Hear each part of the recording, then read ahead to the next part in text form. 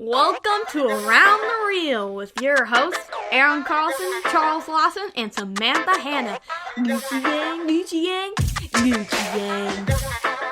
It's like when you run into somebody from England who makes fun of Americans and you don't speak English. You spend some type of, I'll use your term, white trash stuff. Rather than, but I'm sitting there going, we've come to this where you guys are arguing who speaks the best Spanish. I mean, come on, people. What are you arguing about? Well, everybody likes to argue, if you haven't noticed. I guess. They do, my friend. Well, this is back in the 80s, though. Were you born in the 80s? No, I wasn't, actually. I'm a young man. That's what I was going to say. No, I was born. If you weren't here... He was born in the 70s. I'm the oldest one here besides you, Mark. Actually, no one in here I'm was assuming born you're in older the than I am. 80s. I was born in the 70s, too. Oh, you're all born in the 70s? Yes, indeed. We're cool. But you guys were in school in the 80s. Correct. Yeah. Yes. That was our formidable years. Yes. So, by 83, carry the 2. I was 10 years old in 83. Oh. All right. Well, see, I was already working. I was only 3. All right. Oh, you're only 3? I was only 3 in 83. I was born December 79, so I'm just about 8. You're one of Just those poor made it. people that got screwed at Christmas. Didn't you? I did, and I still am getting screwed at Christmas to this day. You know what's really cool, though? That Sam, December... Mental note. As my brain goes, whoop, off to the right. Sam was born in December of 79, which is one of the favorite months and years of my life, because I still to this day remember the JCPenney catalog I thought you were going to say because I was born. And all the Star Wars shit in it when I was a kid. That's true. And I had that book till the next year at my grandma's house. I always kept looking at it all year long. I loved it. And then, what do you know? Another thing I love so much. Yes. Oh, that's so 79. cute and so fake. So, if I'm going to get, you guys can cut this out, I'm going to get real personal now. When are you going to get hitched? When we're gonna hit? Oh, it's been on the show. Yeah, already. that's it. Yeah, we're working on that. Yep. Right. Because I keep It's an expecting awkward- you to say awkward wife thing. and you keep saying fiance, and I'm going, I know, well, yeah. You just confuse the hell out of me again. It's confusing Not as because all I'm hell. easily Sure. confused. Sure. No, Yeah, it's because fine. after 15 years, you would think, but yeah, It's been a minute. it's been a minute. So why am I here today, Chuck? Oh, yeah. Well, ladies and gentlemen, welcome to Around the Reel. For a cup of coffee. Yeah, And conversation. We are here today with Mark Miller, a writer, author, and a really fun guy that I respect a lot. And I wanted to get Mark on this show for Jesus. I wasn't lying. You're getting them all choked up. I know, it's weird. He's not used to getting compliments from a black man. Stop it. I'll tell you another story about that you'll love. Okay, great. And also, just so everybody knows, throw the disclaimer out there, we never cut, we never edit. No. Everything that is said goes on the air. Yeah, that's what we do. Oh, my Yeah. God. People know that by now. People know that by now. Let me run out the door. Anyway. Yeah. So again, this show is about reaching out to creatives out here in our world and listening to their stories, figuring out a way we can all inspire each And other so, to do something. So, Tell the audience how we met. wait, are you running the show now? Yes.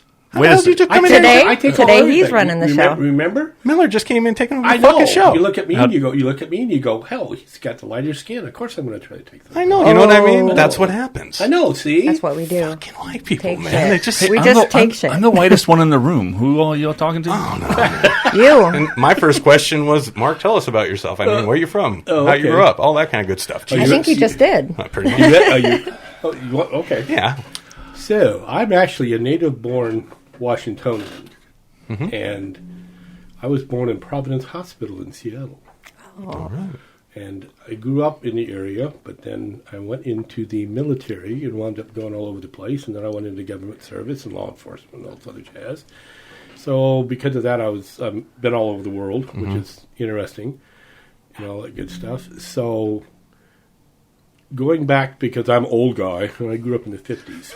Jesus. So we were talking about growing up. Number one, you know what was big for toys in the 50s? I'd need a DeLorean to figure that out. I know. The big thing for toys in the 50s was all the Marx toys, all the sets. Fort Apache, Ben-Hur, all the D-Day. They had all these okay. great... Yeah. and they're starting to remake them now. I collect toys because I never grew up. My wife says, well, you never grew up. Yeah, that's true. I never grew up. Right. Men So- never do. I know, we don't. Does she really sound like that? Yeah. No. Oh, Jesus. No. Does she listen to the show? I'm sorry. I'm over talking the airplane because my voice will carry through that whine of the airplane flying appreciate overhead. it, yeah. You got something against flying machines? No. Oh, okay. Eventually, they'll come and pick me up and take my ass home. Oh, my. Anyway, continue, Mark. But that's kind of like when you look at the changing culture. But what I was trying to get at, because we keep,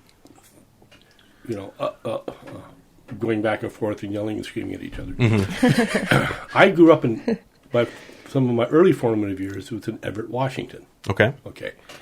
Now, Everett was, those days, in the 50s, was working class, definitely working class. Was it Naval Town then, too? It was still, but in the 80s or 90s is when they really started trying to improve Everett and turn it more into the Navy, and then they made the kind of like the downtown and remade it and it looked almost like a mini mall type. And anyways, they really cleaned up Everett and made it much more also naval friendly, because suddenly realized that the Weyerhaeuser pulp factory, which is closer to Monroe, that used to smell everybody up because of the pulp. Yep. Okay. That was at one time was the big industry. Well, that all started dying, and I think somebody finally said, we do a lot of stuff with the Navy. Why don't we start pushing more of that? So they started pushing more into turning into a naval town. But then they, like I said, they redid downtown. I went up there for a film premiere by Jonathan Holbrook. He did Beloved Beast. He did his film premiere up there. Excellent movie, by the way. Excellent movie. I've had people tell me, it's too long. I don't care. It's 2.5 hours. By the way, you guys, it's Outrider movie. 2 hours, 15 minutes, too. Yeah, that's good. a long one, too. And so I don't think length matters. Right. I think a lot of people are just snobs. They want to make short movies. I get bored easy. Well, that's your problem. Yeah. But anyway. I keep trying to tell Sam length doesn't matter. If it's a good story. Length matters. I'm sorry. I was always told it was girth. Well, the substance behind the story. Yeah, Well, substance behind the story. Yeah, the size of a pickle jar, I guess, might be a little much, but you know what I mean. Anyways. So I'm growing up at Everett, and the reason I throw this out is so that Aaron over here will think I actually had some experience with black people growing up. Everett at that time, you had black kids going to elementary schools. Okay, so, and Hispanic kids and everything else. This is in Everett. The odd thing about it, though, was sometime I started noticing we had a big Catholic school down the street. And all of a sudden, a lot of the black kids started going to Catholic schools. Well, what do I know? I'm kindergarten, first grade, sure, etc. like that. I don't notice. So I started thinking back over the days. I was wondering if there was a shift because of whatever racial thing was going on, where the kids started going more and more to the Catholic schools because it was a friendlier atmosphere or something. I don't know, because I didn't see in Everett at that time, at least amongst us kids, any big racial thing. Right. We didn't know any of all the nice little nasty words to call each other yet or anything like that. Sure. No, the only word you guys knew was friend. Well, yeah. Or you're fat.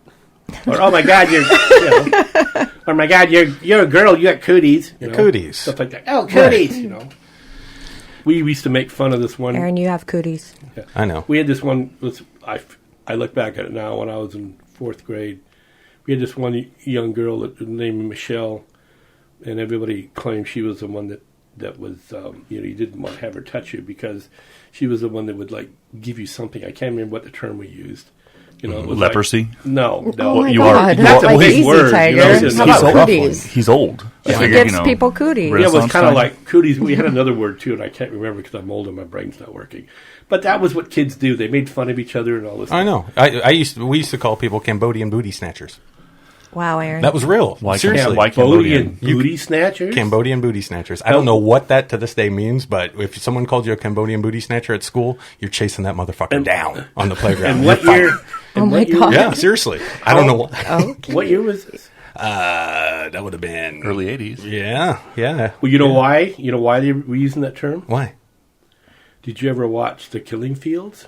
I've never watched that movie. That's because that's when that whole Cambodian thing and Cambodian refugees Okay. came about. Before that, it was Vietnamese refugees. Okay. And everything. And so that's why, like I said, things happen in the news, people notice it, they don't even know why they're doing it, and all of a sudden they start using words It starts refer to reflecting that. on Yeah, Well, when our you're a society, kid, yeah. when you're a kid and Exactly. you hear something Yeah. Cambodian, I mean, that just kind Yeah. of rolls off your But tongue. why the so booty just use snatchers? it. What were they doing in the killing Cambodian fields? booty snatchers. Was that I in don't there? know. there were Were they grabbing booties and oh they Cambodia? were doing everything. They were they were psychotics. Really? Yeah, I don't know that history. Oh, you don't about the Oh God, will you educate him? I've been trying. Yeah, we tried. The Cambodian. I just figured out how to read Party, the instruction manual on the fucking remote control. So No, the Cambodian Communist Party was so bad okay, that the North Vietnamese Communist Party didn't even like when they had to invade Cambodia because they literally killed 1 million of their own people just for grins. That's how bad it was. They had them in these self-re-education camps, and if you looked at them wrong, the guy would walk up and put a bullet in your head. I mean, they were just Pol Pot, who was psychotic, took over the country, and he put all of his other psychotic friends in charge, and they basically. I mean, they were such bad communists. The other communists didn't even like them. That's how bad it was. You suck at this job. Yes, You can't be terrible. part of our group anymore. Exactly. Jesus, you guys got to calm down for fuck's sakes. But that's You know what I where, mean? but that's where Cambodian, yeah, that's where Really? probably Cambodian. No, I meant like communists telling other communists to tell them to calm down. He wasn't I talking to thought you actually were us in telling the room. us to calm down. I was No, like, you no. calm I'm down. not talking to you. I'm Jeez. talking about the communistic Calm down. folks out there. Jeez. Well, all right. Well, dude, you're But- a writer. What else you got? You got more? But anyways, that's kind of thing. So I moved out to Edmonds, Okay. which was white middle class, Okay. and so I went through school out there. God, you're graduated lucky. from high school and You're stuff. lucky, bro. Why? White middle class neighborhood? Well, yeah. Fucking privileged. Oh, here we go again. White privilege. White privilege. Remember who he's sitting across the room from all the time. I know. That's, you know. So I'm sitting there, and when I graduated from high school, once again, the whole racial thing. So we had one Japanese American young lady in there, and we had one Hispanic young lady in there.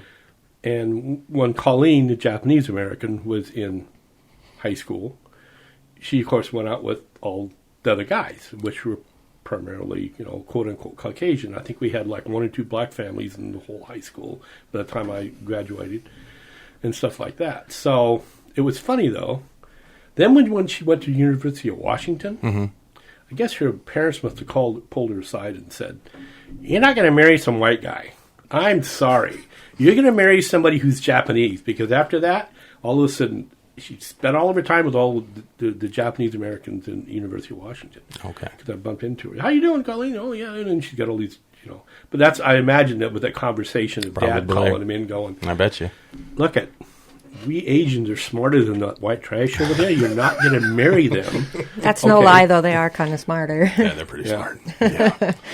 That's Well, funny. actually, it's also they still have a tendency of really tight knit families.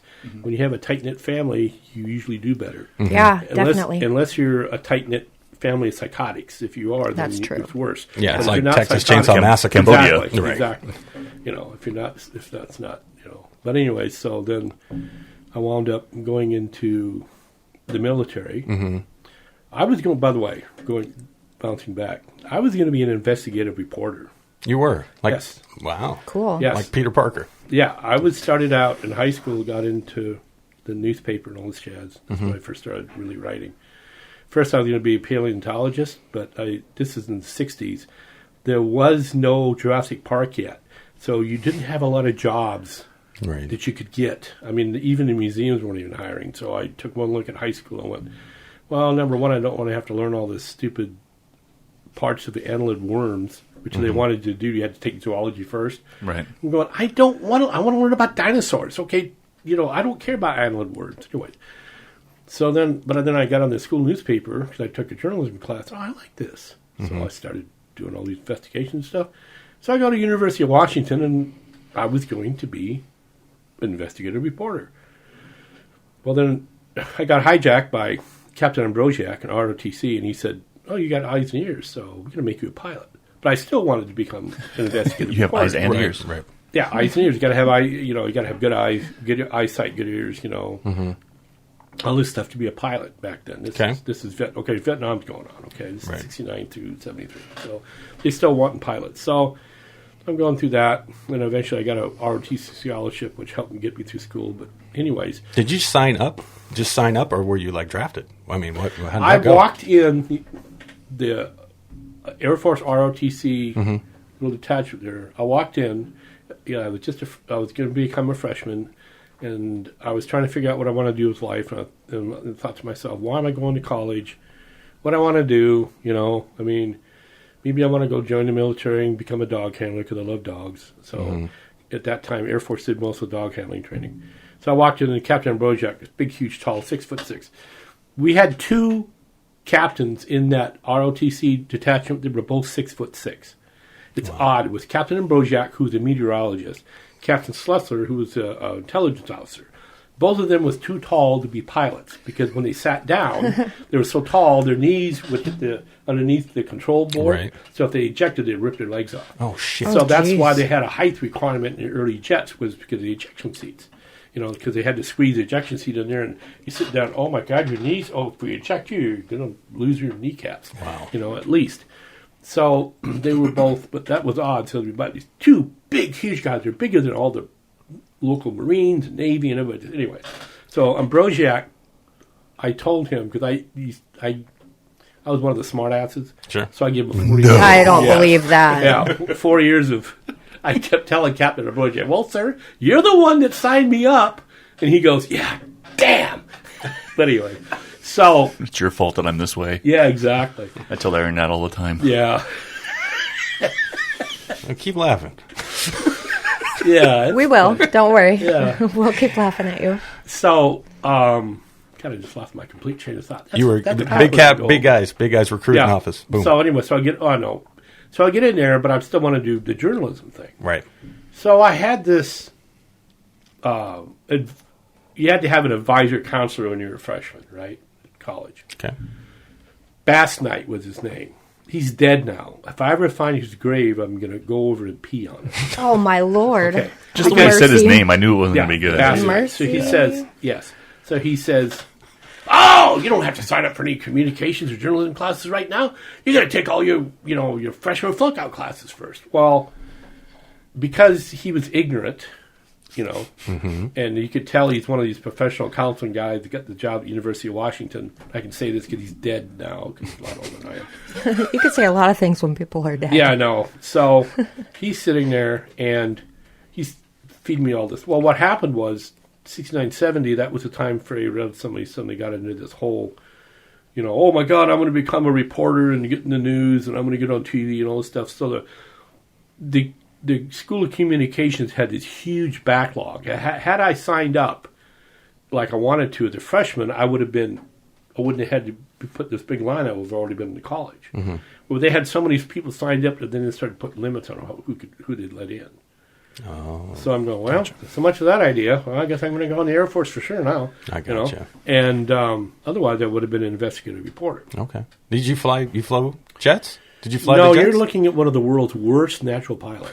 Oh. I would have killed myself. I went through the flight instruction program, learned how to fly a Cessna and all that stuff. Okay, yeah. Quickly learned that I'm sitting there going, well, maybe they'll put me in B-52s, and then maybe they'll just flunk me out and they'll make me a missile launch officer, and I'll be in this ICBM hole. Mm-hmm. So I was interested. By that time, I'd gotten a little bit interested in law enforcement. So I said, well, either put me in intelligence or put me into security police or information officer, because I was interested in writing. Okay. Mm-hmm. Well, they put me in security police, and I found out why they didn't put me into intelligence or OSI, because I married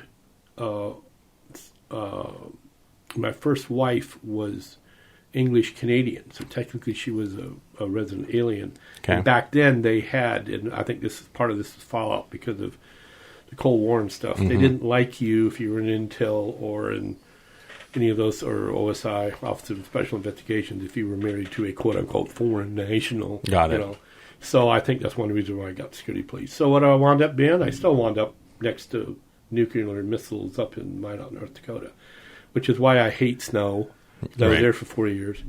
But that's got me in law enforcement, and then I wound up other places, and then I wound up doing other jobs in state, local, and federal, and all this jazz. So I got 30 years total. Wow, man. In law enforcement, and stuff like that. And I'm a 15 years of it, I was a firearms use of force instructor.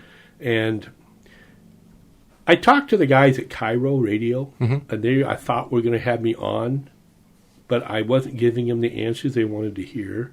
Okay. Because I could tell they wanted me to get on the board and yell and scream about how bad, cops suck and all this other jazz. I'm assuming that's recently. Yeah, that was about a month or so ago. Got it. Right. And they never, after they did a short interview with me and everything, they never called me back.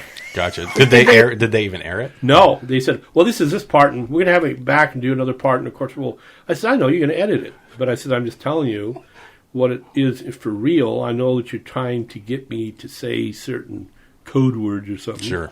But that's not reality.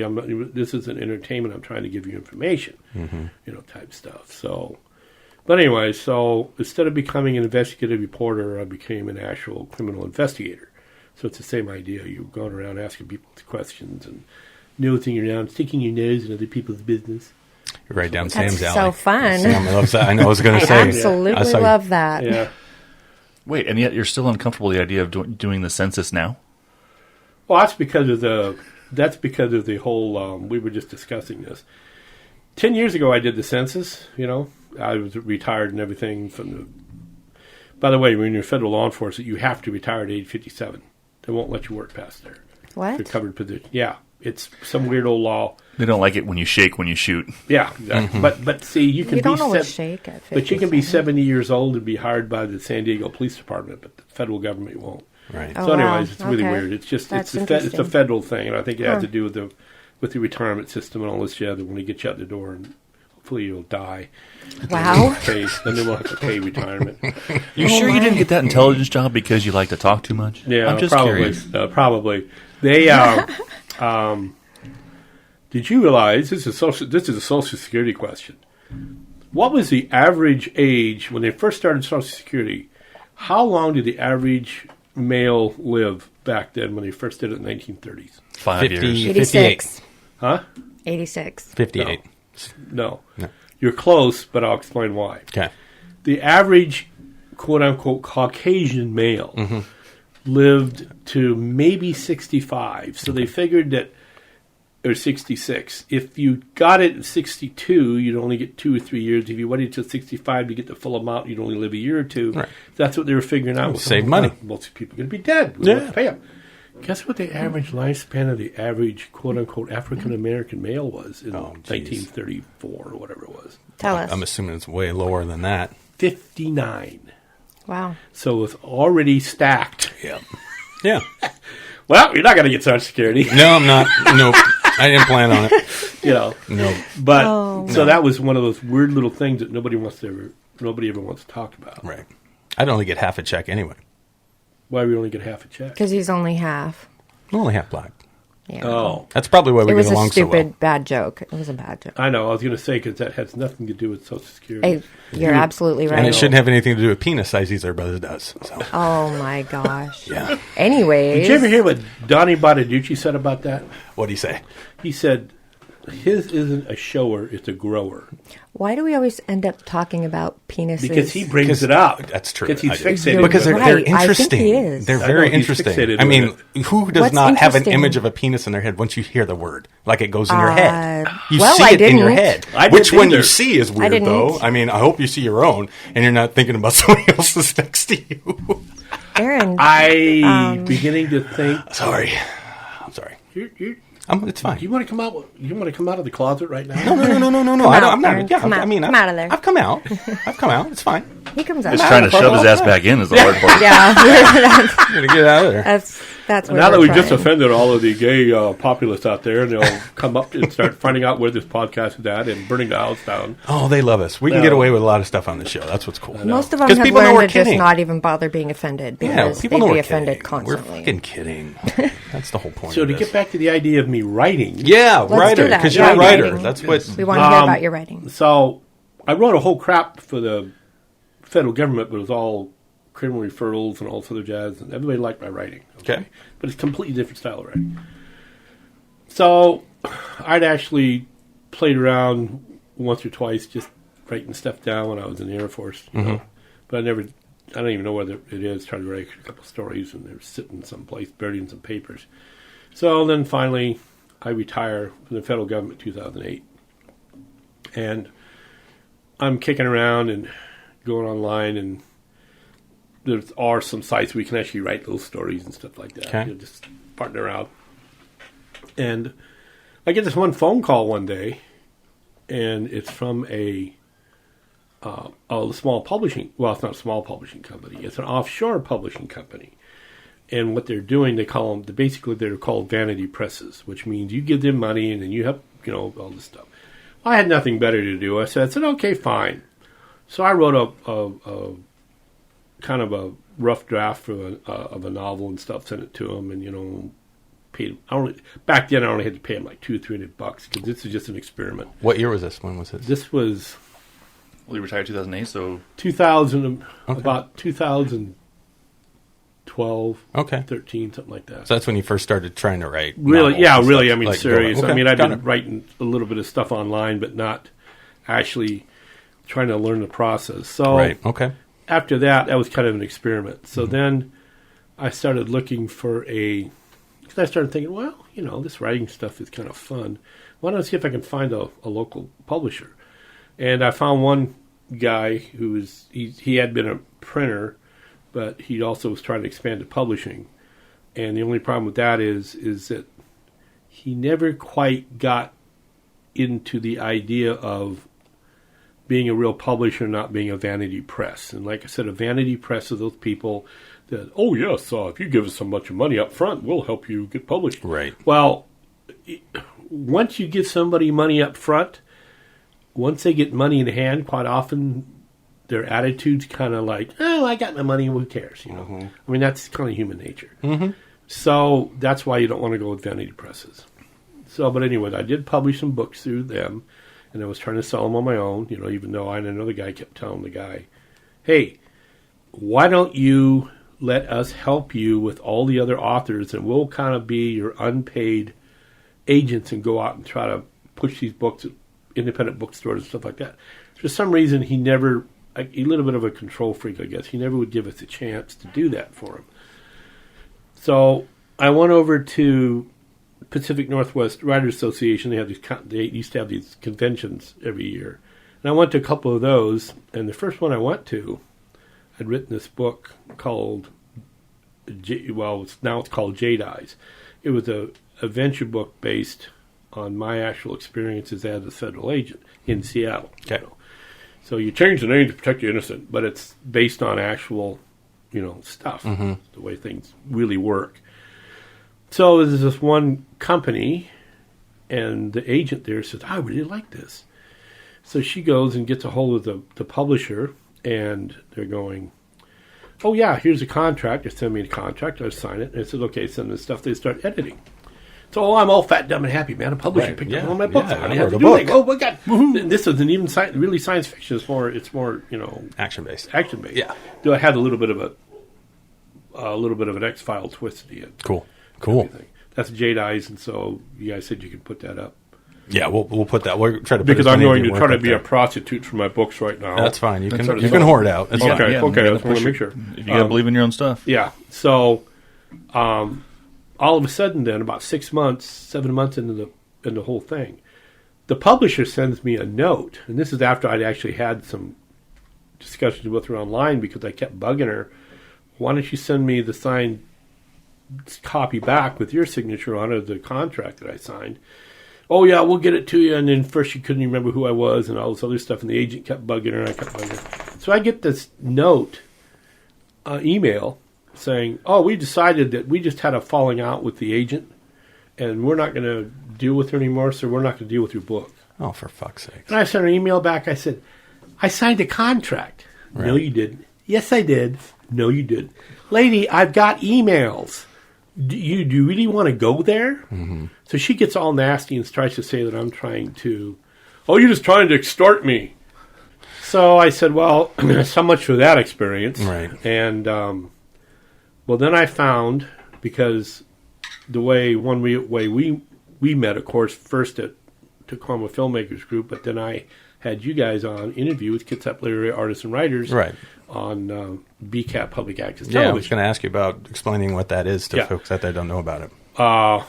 Bremerton Kitsap Access Television is just what it says. It's nonprofit public access television. They were all basically wound up being created because of the 1985 Cable Network Act in Congress, which provided every cable system has to give a small percentage of their profits to the local public so they can have public access. Sure. This is not PBS. This is separate. This is public access. Right. Local community things. So I and Peter Stockwell started doing a show there, Kitsap Literary Artists and Writers. It's an interview show, authors showcase. And we've been doing it for, coming up on 4 years. Of course, we're not doing it right now because they've got the studio shut down because of the virus running around and everybody's paranoid. We are going, in fact, you guys were the last interview that we did before the shutdown. I thought we were. We shut the place down. And we Just did, like the bars. exactly. But we did the public service announcement at the end and all that other jazz. So that's floating out there in the ether someplace. Right. So if you go on YouTube and type in either BCAT or Kitsap Literary Artists and Writers or my publisher, and also they also have a film division and all this other jazz called Blue Forage Group. That's who's publishing my books now. Gotcha. But all of our old shows, of all the interviews, we interviewed a lot of authors, artists, publishers, you name it. Of course, you guys, filmmakers. You got a ton of people on there. Oh, yeah. We got, like I said, almost 4 years of shows. And we did a show every month. Right. Plus, we have our infamous Halloween and Christmas shows. Infamous? Infamous, yes, because we all dress up and act like complete fools. But that's okay. That's fun, though. I know. Did you go blackface last year? No. Oh, my God, good. stop That's it. good. I went green face because I was Frankenstein. Oh, yes. Yeah, green face. Yeah, you got something against green people? With the full No, I beard? love green people. Yeah, okay. Yeah, I With trust the full them. beard and mustache, too? Yeah, I still had a beard. Yeah, It's too funny. I know. Old Frankenstein. Old face and low beard. So when we were at your show there, we had told Samantha about getting up there because she is a poet. She writes a lot of poetry. That's what she I does. do indeed. What kind of poetry do you write? I have been journaling in the form of poetry my entire life, since first grade. Is it traditional rhyming stuff? Or? Yes. Okay. The majority of it is, yeah. Some of it isn't, but Okay. most of it is. It's I super like the raw. flow. Yeah. I like to flow. It's super raw and real when you read it. Oh, She's actually it got is, a yeah. novel that she put together, like thick of this. Still And waiting it's- for that, by the way. Well, Well, I picked out all the ones I thought were worth reading, okay. and Well, I what- put them together in a book. Well, have you published it yet? No. Okay. So I want you I'm to. afraid. Yeah, let's talk to Mark about that. I Okay. think that's important because this will I'm help afraid all to talk writers about out there. A lot of writers are afraid Okay. to put Yeah, their work I'm out there. terrified of anyone telling me it sucks because I will cry and I will never let anyone read There it will again. always be somebody that will tell you that it sucks. There Right. are writing groups. Well, the reason people sign up to these writing groups online, is so that they can troll people and tell them how much they suck. Right. Because that's all. That's mean. I know. We've experienced that as filmmakers, There's too. bitter yeah. artists. They're just bitter. Shit didn't work out for them, so they're fucking Well, mad. everybody always tells. Like I said, there's one guy at Tacoma Filmmakers Group kept telling me, "Well, that's too long. That's too long." Who cares if it's long? If it's good quality, who cares? Who cares? Of course, what is he making? He makes short films, Right. So Oh, well, it's yeah. that. It's Yeah. that. He doesn't make long films, so of course, really long films suck. Okay, great. Yeah. That's your opinion. Well, and- not everything Right. is for everybody, and I do get that. Yeah, But, you're you always know- going to have people be nasty, and that's the problem I have with traditional critique people. Is these critics and stuff like Cairo's got Tom Tangley, who's made his whole career prior to him being now this big afternoon political expertise. He started out as a critic, just like Michael Medved was a critic. Oh, yeah, I He's a remember failed that, yeah. lawyer, never could made it through law school or some stupid thing like that. He gets on there now and he got this big thing. I'm going to show you that I'm equal opportunity here. He's a big shill for the Republican Party. Okay. Okay, my opinion. my opinion. He's a big shill for the Republican Party, so that's his claim to fame. Though was he got the gig when Siskel and Ebert went commercial. Mm-hmm. He and another guy got the gig on PBS for At the Movies. Okay, yeah. That's how anybody even knows who Michael Medved is. Mm-hmm. But yet he acts like he's this big, huge expert. I don't know who that is. Don't. Yeah. He's on afternoon radio. Well, I don't care for critics anyway. But that's what his claim to fame is. So now he thinks he is this know-it-all on everything. Mm-hmm. And I've run into that with a lot of people that were former critics because they were being paid to criticize. Right. That's what they don't understand. You can critique something without being overly critical. Correct. You can sit there and go, well, I really like this chapter, but things kind of slow down in that chapter. Mm-hmm. So maybe you might want to amp it up a little bit. Yeah, tweak it or just do away with it and go straight into this chapter. Maybe, in other words, there's ways to give a positive critique. Correct. As opposed to, you couldn't write your way out of a paper bag if it was wet, type stuff, Yeah, and that's what you get a lot of garbage. It's trash. trash. It's trolls. Yeah. Trolls. That's what it is, and unfortunately, you're going to run into that. Yeah, that's what I'm afraid of, because I don't take that type of criticism. I don't take well. Now, honest criticism, when someone's honest with me, I can take that. But when someone's just mean, I can't. I can't do it. Well, next time they're mean, you just say, okay, give me your address so I know where you live, and then I'll come over there and you can say this to my face. Yeah, that's the thing. They don't. I know, but that's how you blow them off. Yeah. If you're not willing to have an intelligent conversation, have a nice day, you're just a troll. There are some people, you can tell they have no lives. Yeah. They're always on the internet. Yeah. And so you sit there and you go, well, let me see now. Either you're in a home someplace and you've got money coming in from the state. Mm-hmm. You're living in your family's basement or something. Mm-hmm. Because otherwise, how do you have all this time to be on the internet? Right. Type stuff. Just on the internet being mean, though. That's they case people and they're just mean, and I just don't. That's unfortunately, I don't take it well. Internet has given people license to be complete assholes. Well, it's given people balls. Right. Is what it's done. It's phone balls. That's what I call it. Yeah. It's called phone balls. It was like when you're getting in an argument with maybe somebody that you don't like on phone balls. Phone balls. It started back in the day. Texting. Yeah. I thought he said foam balls. Like those foamy things. I'm going, what? If you're arguing, let's say you had a girlfriend or a boyfriend back in the day, whatever you're into, and you're in a phone argument with them back in the 80s or 90s, right? And you're yelling and screaming at them, and they talk a bunch of shit that they wouldn't say, and you're like, wait, motherfucker, and then they hang up on you. Oh. And then you try to call them back, and then they hang up on you again. That's phone balls.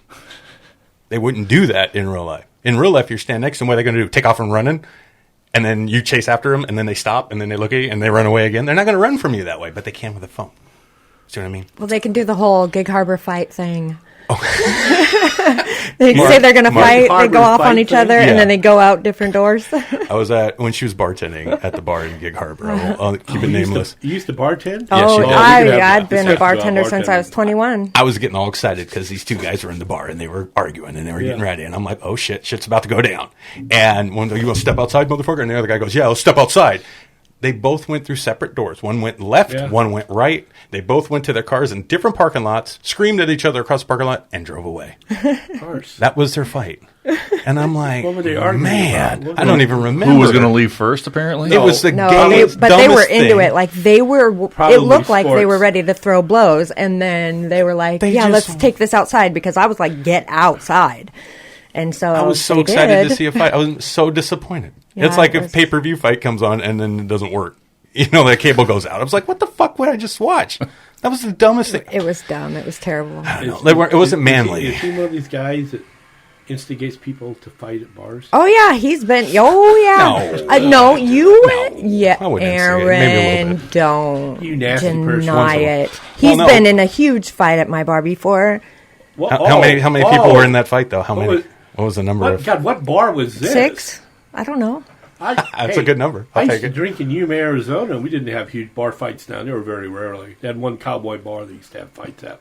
That was about it. Gotcha. Yeah, but, Yuma, Arizona, when I was down there in the 80s, with wall-to-wall bars, And it's grown like a bad weed now. Right. You know. And in fact, now, the Indians, is it the Caishans? They've got a huge casinos right across the border from Arizona and California now because they suddenly discovered this is how you make money as a Native American tribe is you open up a casino because you can have gambling. Right. And this is what's so funny because all these years people were picking on them and making fun out of them, you know, because they didn't have much. And all of a sudden, what about a casino license? You know, and now all of a sudden they got this money and stuff, and you know, you go in there and they look at you and they go, "What are you doing here, white boy?" You know, stuff. Well, what are you doing here, dark-skinned boy? Oh, I got called Prince. Yeah, I was going to say. Oh, they called you Prince? You can call him anything, but don't call him Prince. Peaked fucking little punk-ass little guy. Was hiding behind like a couple of his buddies, just talking shit the whole night. Didn't even start with me. His name was John. Yeah, it started with somebody else. And he was a short guy, right? Yeah, he was a short little guy. No, the short man's complex. I know, man. Anyway, yeah, I'm outside, and we were going back and forth all night. It was totally fine. You know, he's calling me the N-word, all kinds of stuff all night. What? Did not yeah, bug me. didn't phase him. Nope, didn't phase me at all. To me, that doesn't take much. You know, if the guy's, wait a minute, he's doing that in a bar? Yeah. Oh, yeah. Yep. Yeah. Didn't somebody like pull him aside and go, "Hey"? Oh no, we're in Gig Harbor. I was in Gig Harbor. What? Like that's acceptable behavior. You know why they put the toll up, right? No. They can count how many of the black people come over here. That's why we paid the toll. No, it's how many leave. They want to make sure you pay leave to get out. They just want to make sure you fucking leave. Then why do I have to pay a toll? Because we'll get into that later. I'll explain. You're that not later. 100% Caucasian, as you were stating earlier. Yeah, but you can't really tell because he's got the paint swatch test that he holds up next to my face, you know, and tells me what color I am or what race I am, you know. Isn't that true that you got that in your wallet? You pull it out and you go. He likes to talk about. I guess so. I did. Yeah. About controversial things is what Aaron's all about. Oh, I know you haven't that. Because realized there's no other way to get around this shit. You got to talk likes to about start it. arguments. You got to laugh That's about why, it. yeah. You got to have sense of humor. Which about is getting back to literature. Correct. Is what I write about in my books. And by the way, later on, if you want to give me examples of your poems, maybe I can pitch it to somebody to look at. Oh, you know, that would be everything. fun. I do that. I've been asking for Yeah. 2 months to get copies, and she hasn't shown to me yet. it's coming. She's sensitive. I mean, Nice this is too. her I am raw emotions. It is. That's the It's thing. very So I raw. understand where Well, she's coming from because we write fiction. I can check know? with my publisher. She's kind of backed up right now, and she's also got Fiber. She needs fiber. Oh, for fuck's sake. Wow. and Oh, Chuck Jennifer, Badger, you didn't hear that. That this was not me. bad That joke? was over here and Saturday. Chuck. That's another term. That's another term, by the way. Since we're into the old racial politics thing, that's another term. Yes, that was another term where they used to call back in the 70s and 80s. They used to walk up and go, if you were of a dark persuasion, Right. Okay, they would walk up to us people of the lighter persuasion and go, "Okay, Chuck." Oh, that's hilarious. Yeah. I think we should call people who make bad jokes Chuck. Exactly. Dude, you're being straight Chuck right now. At least just my scared grandkids Chuck. laugh at my jokes. Hey, you know what? There's a went from point when they dad won't jokes to anymore. Papa jokes. Well, they don't have great grandchildren. At the rate everything's going, it'll probably be in about 10 years. Here we go. So when I started writing, of course, like you, I like to stir stuff up. So I wrote a science fiction series about I call it the actual Tasha Invasion series, which is about this alien race, cephalopods. Anybody know what a cephalopod is? I don't. Okay. Squids and octopuses. Okay. So we have an alien species that basically look like squids and octopuses because we've proven that octopi especially are very intelligent. They had one over in the Seattle Aquarium that the people around the aquarium would come in the morning and they kept having fish missing out of some of the other tanks. And looking, where did the fish go? Mm-hmm. Well, so somebody said, we need to put a camera up. Maybe there's a rat or something getting in here somehow. So they put a camera up.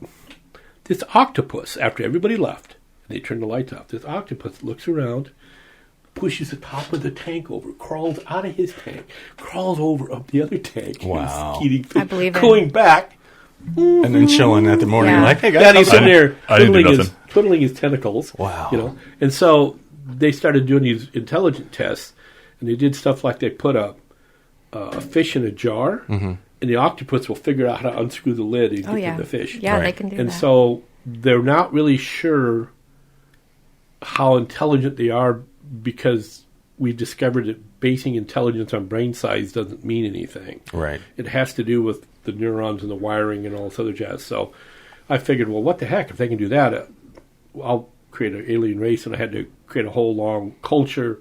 So they're not just bug-eyed monsters. I created this whole culture and everything and how they exist. And so that's why I wound up writing over 540,000 words. Wow. I was told when I talked to one publisher on the It's a phone long once. work. Yes, I know. I cut it up into 3 volumes. There you go. So this one publisher said, "Who the hell do you think you are, George R.R. Martin?" And I said, "Yeah, why not?"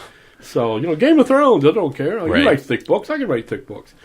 So, but the whole series it goes into a lot of the stuff about the fact that I make people examine all of their prejudice and stuff because the aliens come down here to eat us. Right. And then I decided, well, we're going to go off to the left here on this. So I decided they're going to suddenly decide they like people with darker skin better because they like dark meat. Because it tastes good. Yes. Yeah, I know. Well, actually, Told you, Chuck. It doesn't taste any different, but psychologically they think it does because their original food source was a primate which was infected by a virus that made the primate's skin go white. Got it. And so they started thinking that, oh my God, the lighter the skin, the more chance that it's infected. So they started. That's doing probably this. true. Yeah, and it's dry. Yeah. Okay. I got mine tender. I'm tender, like like a thigh. You know what I mean? Good. because And then I get a mass. white chicken breast, and it's So all my dried publisher out. says she's actually been contacted by people and saying, "That racist son of a bitch, Oh what's he my doing God. eating all these black people for?" It's to get you to look at Right. your own prejudices. Right. Because my theory is we are all nasty monkeys. Right. Doesn't matter what color we are, we're the only species on this earth that make a differentiation based on our pigmentation. Right. You know what a black panther is? A black panther is strictly a leopard with a dark coat. Right. They don't care what color they are. No. They mate, Yeah. And we're the only... You don't think another, like, a panther or a leopard sees a black panther coming and they lock the doors and stuff? You don't think they do that? No, what they do is like what you just said. They run around and start checking the package. Right. Yeah. That's what you're saying, Oh, man, it's a brother, Oh, a black panther's Yeah, no it's joke. like other. So, but that's the thing. You look at like bird species. The male's got like peacocks. The male's got that big flashy plume. Yeah. But that doesn't mean that if one guy's plume is a little bit darker than the other one, that the female really cares. Right. As long as it looks healthy and pretty, because that's what it's all about. Sure. So they're trying to show to the females that they're healthy and pretty, and they're going to be a good father and give. I mean, it's this huge, long evolutionary why we are the way we are as mammals. Okay. All right. But we're the only species that really cares. Yeah. Okay. That we sit there and go, well, wait a minute. So when you're writing your stories and whatnot, do you get your inspiration just from those type of things, or is everything. it everything? I have a tendency of I'll see something and then my mind goes off in this weird tangent. Okay. And so, like I said, through the whole series, I wrote, and of course, I look at how bad humans are to each other, because that's part of the juxtaposition is, okay, the aliens aren't evil just because they eat us, because we eat cows. Are we evil because we eat cows? Well, maybe a Buddhist thinks so. Right. But the average person, no. We're just doing what comes naturally. We're omnivores. We can eat anything. Some cows taste good, so we eat cows. We don't care about what the color of the cow is. Right. Other than I don't give black a shit. I do. I don't care just as long as it's medium rare. I want them to be white medium and rare. black and Oh my white. God! You want black and white cows? I like black and white cows. Are they better than the other ones? Like if you get a Yeah. black and white burger? They're prettier. Yeah, but do you care? It's because Talking they're about eating them, Sam. You like how about Black Angus? I Black thought we were Angus. talking about tipping them. I don't know. How about Black Angus? Black Angus.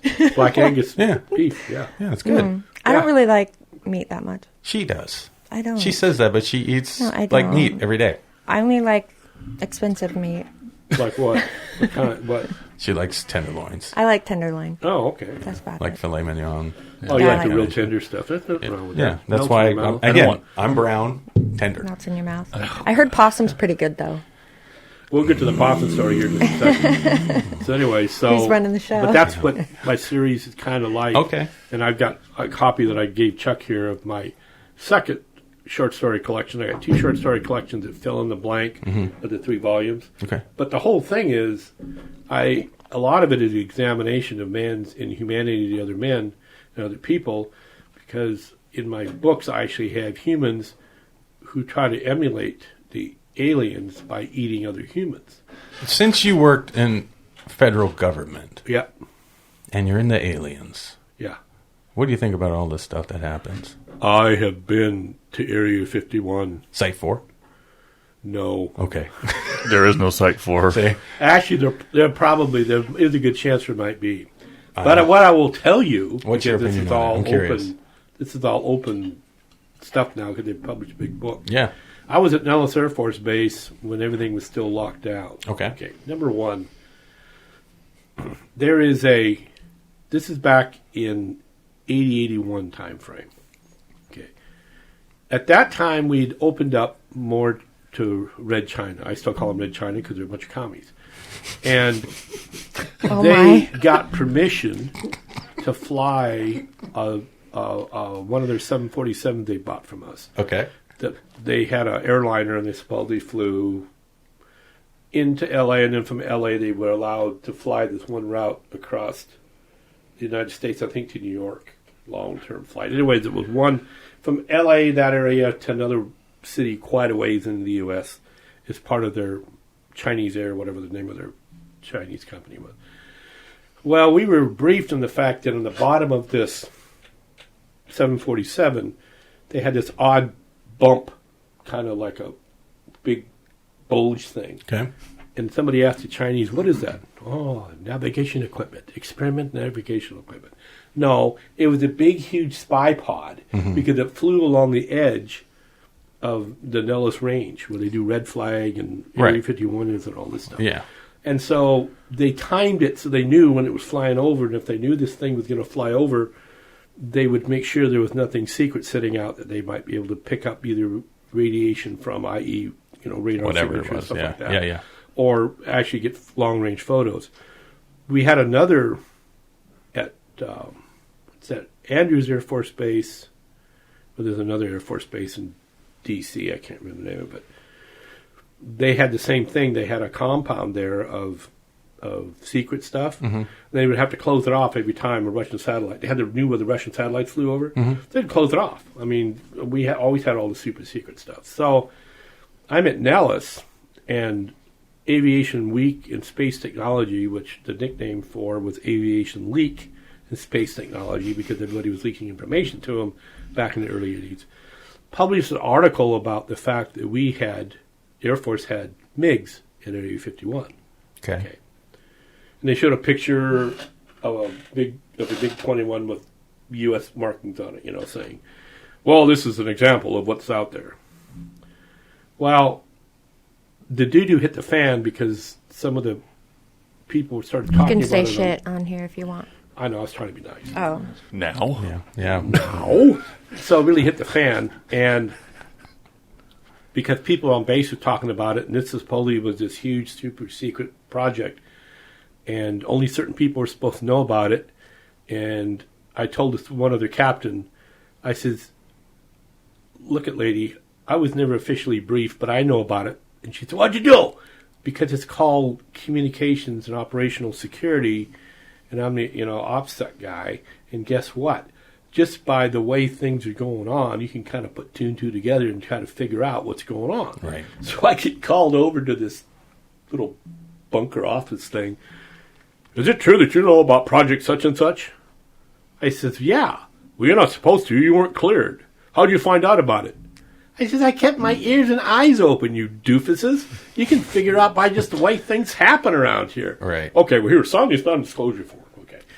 and all this stuff. So wow. A few years ago, a bunch of people wrote a book about that whole MiG squadron out there. So it's all out in the open now.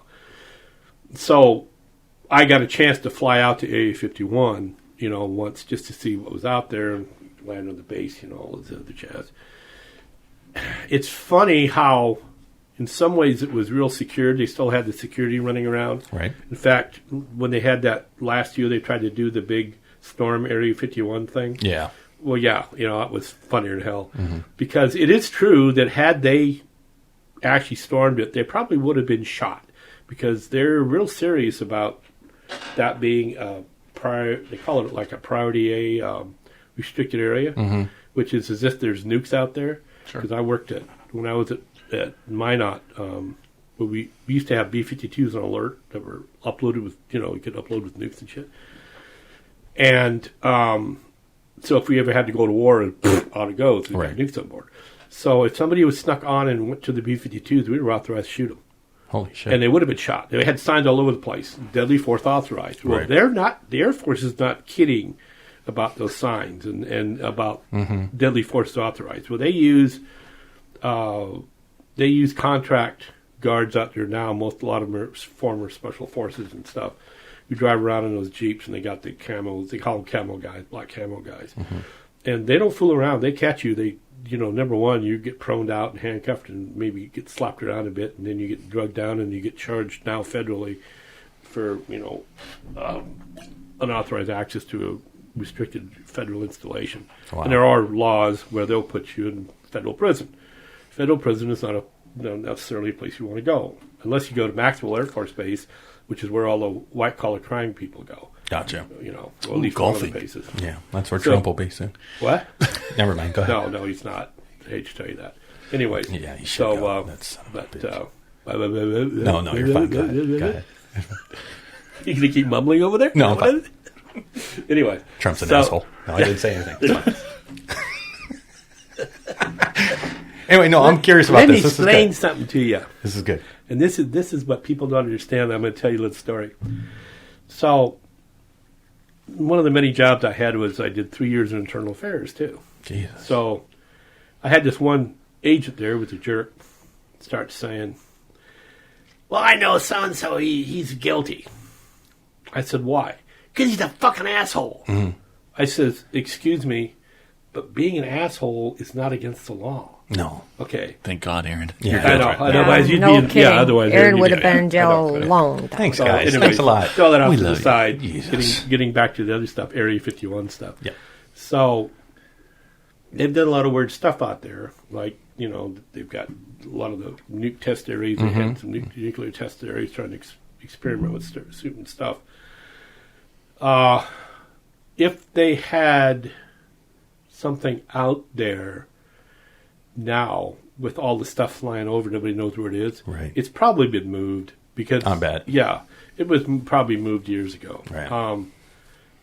All of this stuff now is coming out with like the TikTok. Yeah, the CIA stuff that they've been writing about too, and on their website you can read up all this weird stuff. What's the CIA stuff? Well, they had some things. They've been doing all kinds of weird stuff, even with like researching and releasing documents about some of like people with telepathy, things like that they've been studying for years. Oh, they did that years ago. Yeah, well, they're actually releasing that shit. On their website, why they were looking into it? Why is that? Because they heard the Russians were looking into it. See what I'm saying? They heard the Russians were looking into it. So, oh God, we can't get behind the Russians. And yeah, so they started doing it. So they started opening it up, right? The problem was, and this is what I like to listen to Coast, and then I turn it off and they get real whack job down there.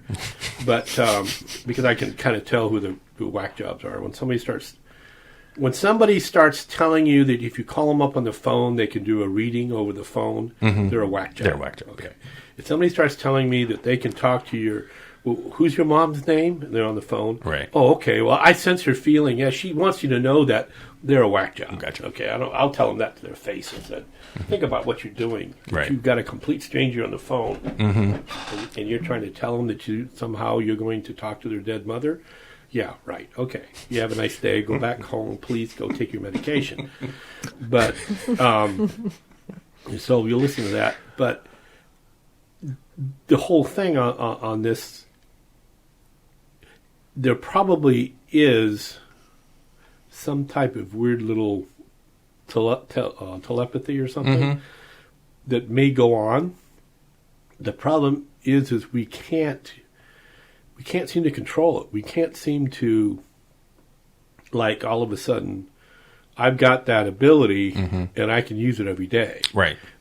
Nobody's been able to prove that they have that ability to turn it on and off. Yeah, they were studying some dude in some country. I can't remember what it was. I read it quick. I was just like, oh, I got to remember to go back, and I didn't. But it's really interesting. But they're the same thing it's kind of going on with some of the video footage of like the Tic Tac thing floating around, where they're actually showing like these guys. It's an unidentified object. We don't know what the hell that is. You know, normally you'd be like having people skeptical and everything else, but this is legit like footage. Like this is what happened. We don't fucking know. It's crazy.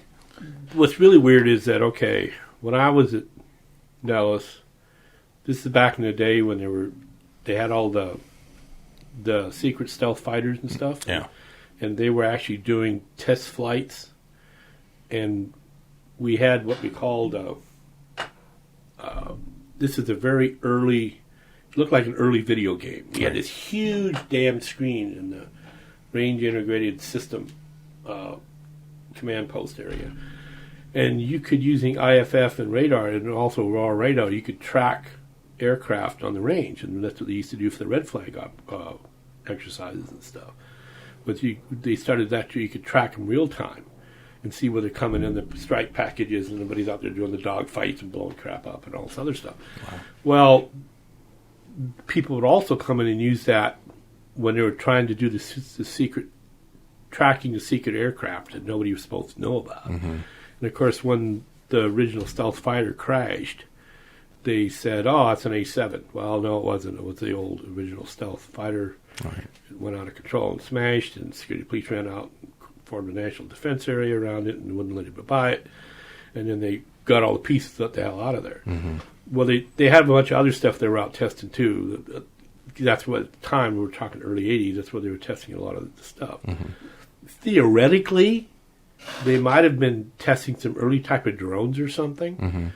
But the problem with the Tic Tac thing is, because that's one of the arguments, is one of the agencies in the United States government is testing these and they're not letting the Navy know. Right. Okay. Maybe that would be once. But what would have happened probably would be they would have yanked the pilots and debriefed him and said, shut up, this is a secret project. You don't have a need to know, but we're telling you this, because that's what it's all about. Secrecy is, not only do you classify it, but you have to have a need to know. Okay?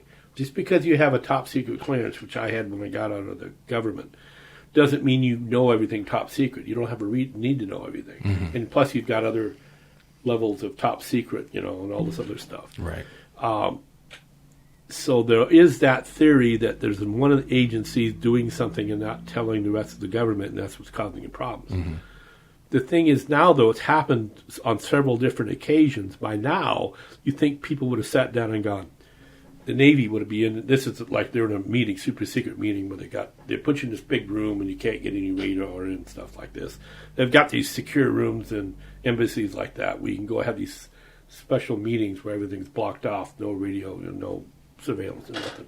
So you can imagine you're sitting in an ambulance, whoever, alphabet agency across the street, across the table from him, going, "Hey, asshole, quit screwing with our carriers. You keep screwing with the carrier, I'm going to find out where you live, and we're going to nuke you. How's that grabbing? Right. Quit screwing with us." That's what the conversation would have gone on after this happened more than once, because it's upsetting their pilots, But since this keeps going on and on and on, there's something weird going on out there, And that's the question. What is it? Yeah, what is it? That's what I'm thinking. I mean, it doesn't necessarily have to be something from another, space or time or dimension. Is it something that somebody here is even working on? You know what I mean? Is it something I think by now they would have found out if it was you would think, right? By if Microsoft was doing it. Yeah. You know, or Elon Musk had some shit down yeah, there. Elon Musk. It's all Amazon making new delivery. Yeah, that propulsion system. With that propulsion system they got. That's a hell of a good story. That's a hell of a good one. They'd be that's there. That's good. Amazon pops up and goes, "Hi guys, just want to let you know we have this brand new delivery system. We can get it there with like zip." Screw you, Postal Service. Oh man, cuts in and out of canyons, turns on a dime in the middle of the air. It's really cool. Yeah, to get you. We've been working on it for 50 years. Well, let me throw you this out since I'm a sci-fi writer. Nobody ever thinks about what if it's actually biological. What if it's some weird creature just slipping in from another dimension? Yeah, that's actually alive and can do all that stuff. Who knows? But it's a creature. It's not necessarily a machine. Yeah, and they can't pick it up on like heat sensors. Yeah. I mean, it's cold. There's no heat. So if it was moving around like with mechanical parts, like where the propulsion system we have, it would pick that up, right? The heat temperatures would rise when it's taken off. And no, nothing. The fuck is it? It's one of Mark's squid people. Who knows? Well, it could be. I always do that whenever something is like they had the big asteroid that looked like a spaceship. I wrote in there, "Watch the skies! It's a shower coming." You know, I'm telling you, man. It's stuff. You know, read my books. You know, that stuff. But that stuff inspire you when you hear stories like that, though? Oh yeah. Because your brain, what it is then you start thinking, how can I write a short story about that? Right. And stuff like that. Because I'm writing now. with Jennifer over there. With Blue Forge Press. Blue Forge. Jennifer DeMarco. Shout out to Blue Forge. It's my publisher. Yes, you can look it up online. I've contracted. I'm writing these short story series now, not based on this, but some other ideas I have. But that's what you do. Your brain goes, well, you guys are filmmakers. You'll see something, and all of a sudden your brain will go off to the right or off to the left, and you go, oh my God, that'd make a heck of a good basis of story. And then we could have a bunch of midgets in there, and can't use midget doors. Sorry, can't use that. And then we could have a bunch of all this other weird stuff, and maybe white pygmies. Okay, that's what you guys would do, right? Yeah, you go forward there. Yeah, you get a foundation and run with it. Yeah. And so that's what you do is your mind goes off into the space someplace, and then you just start writing about it, you know. And like I said, sometimes you offend people because I purposely write, I call it adult pulp fiction that makes you think. Gotcha. Because that's the kind of thing. I'm making people look at their humanity. What makes us human? What is the good parts of being human? And what are the bad parts of being human? And that's what I try to put in all my stories. Right. I like to have the good guys win in the end. I don't like to have the bad guys win. Right. I think that's too depressing. We have enough bad stuff happen in the world as it is without having to, always make the bad guys win. Do you prefer writing novels, short stories, or screenplays? What's your thing? Like, where do you fall to? Right now I'm doing a whole bunch of short stories. Okay. I started out writing novels, and then we started writing short stories as a way to promote the novels, and now I'm writing a whole bunch of short stories. Speaking of screenplays, Segway. Yes. One of those little machines, Segway. Anyways, the Blart. What? Paul Blart. Oh, Paul. Here we go. Exactly. Blart. Yeah, Blart. By the way, they're shutting down that production of those Segway machines because nobody's buying them. Oh, shit. Yeah, they're going to stop making them because not enough people are buying them. I remember when 10 years ago that came out? When they made the big super secret, you're not going to believe this is going to be such a revolutionary thing, it's going to blow your mind. And then they had the big build up, and then they showed the guy running around a little two-wheel and was going, wait a minute, we thought that would be like a hovercraft. Right. It's on two wheels. Right. And when they found out that it's fine for some things, like small campuses and stuff like that, with people around, or like down at the mall, Silverdale Mall, they use them, stuff like that. But other than that, it just never caught on. And so the last word I heard was they were going to shut down production. I used a hoverboard in Outrider for them gliding across in the end of the movie, if you ever finished it. I still got to watch it. It's kind of long. It's long. No, I just haven't gotten around. Every time I sit down to watch it, I wind up getting, because suddenly I got something else to do. Like one of the projects and this is the film project, but getting back to the screenwriter real quick. Yeah. I helped write a screenplay that we registered with another young lady because it was her idea, so I helped her write it. And we've got a number on it and all this other jazz. We sent it down, it's registered. And this is how you discover how kind of screwed up Hollywood is. So she had an in with one of the major studios, supposedly. And I really like this script. This is really great. Yeah. But here, go ahead and send it to this editor. So, okay, paid the editor. And first it was a content editor, and you could tell she only read half the script because she started making these suggestions that we'd already answered in the second half of the script, which told us, okay, this is great. So we really got our money worth there. So then they sent it to a line editor, and this line editor, we get it back, and we start reading through it, and we start catching mistakes that she missed. Okay. So once again, I told the woman who paid for it, I said, you need to ask for your money back and get a hold of your contact and tell them, don't send people to these people. They're not being good editors. Well, I don't want to rock the boat. Okay, well, that's what it is. It's all about don't rock the boat in Hollywood. So this guy keeps blowing smoke up her butt. Oh, yeah, we're going to do this, do that. And I kept telling her. So she does this trailer, which by that time she was trying to work with this other guy who she got some people to invest some money in. And he had a bunch of film equipment. So they made this trailer, and so she kind of wasn't talking to me much anymore. I think it's because I had, me, I'm opinionated. You can piss people off, yeah. Let's do it okay, let's look at this. This doesn't look right. Yeah. So she tried to make this trailer, which really sucked. Was it like a proof of concept trailer? Yeah. Kinda. I don't even know if she really understood what she was doing because it started out okay with some CG, which wasn't the most recent CG, but it was okay. But then from there, she decided she spent all this time filming, and rather than just picking a few little spots to try to make a coherent story, she threw everything in there but this kitchen sink. And so you just go, what? What? What? You didn't and she had a voiceover trying to explain the story. But it just was, and so her friends got on there and said, take it down. Well, by that time I already told her because I backed off also because I don't like when you start treating actors like, kind of like scum, like you're talking down to them all the time. I don't like that. If you can't talk to people, I don't care who they are. I know. If you're an actor, actress, you're the sound guy, you're the guy that runs in and brings the lunch in, I don't care.